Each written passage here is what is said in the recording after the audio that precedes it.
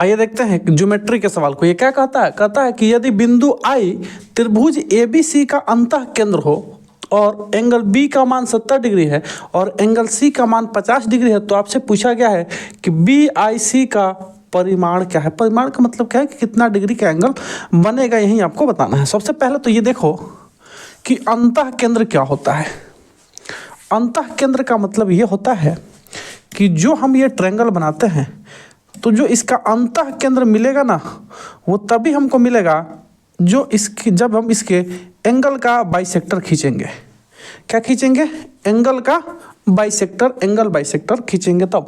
Bisector का मतलब क्या होता है? दो बराबर भाग में उसको डिवाइड करना है इसको। जैसे ये एंगल है तो हमने इसका जब एंगल बाइसेक्टर खींचा तो ये यदि अल्फा है मान लीजिए तो ये भी अल्फा होगा, ये बीटा है तो ये बीटा हो जाएगा, और ये जितना है उतना ये भी होगा। यानी दो बराबर बराबर भाग में सभी कोण को ये बांटेगा। अब आओ भाई सवाल के लिए हम फोटो तैयार करते हैं। देखो भाई ये हमारा रहा एक त्रिभुज, ठीक है, त्रिभुज ABC। चलो भाई हमने इसका नाम दे दिया ABC क्योंकि सवाल ही अपना कहा है। तो बिंदु I जो है ABC का अंतः केंद्र है। I होने का मतलब क्या है? इस एंगल को डिवाइड करेंगे, इस वाले को बाइसेक्ट करेंगे, फिर हम इस वाले को बाइसेक्ट करेंगे, यही ना होगा। यही बातें कहता है। अब करने के बाद ये जो बनता है ये I जो है, तो यहाँ जो कटेगा जब सबका जब कटान बिंदु होगा यही इसको I कहते हैं हम। अब ये I है BIC, यही बात आपसे पूछा गया है। अब यहाँ क्या कहता है कि एंगल B 70 डिग्री है। अब त्रिभुज ABC में 70 डिग्री है, जब इसको बाइसेक्ट करेगा तो इधर 35 डिग्री हो जाएगा।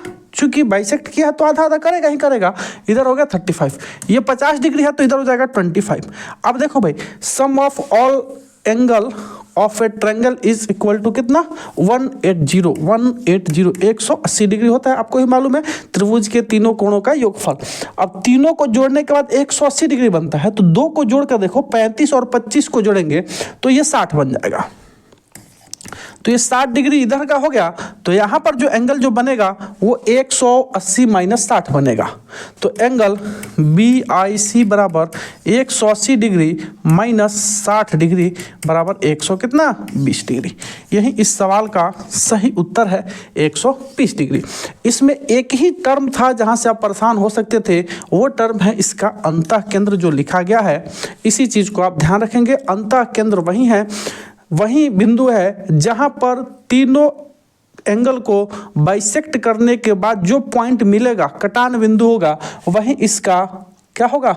I होगा, यानी अंतः केंद्र होगा। यही आपके सवाल का सही उत्तर है।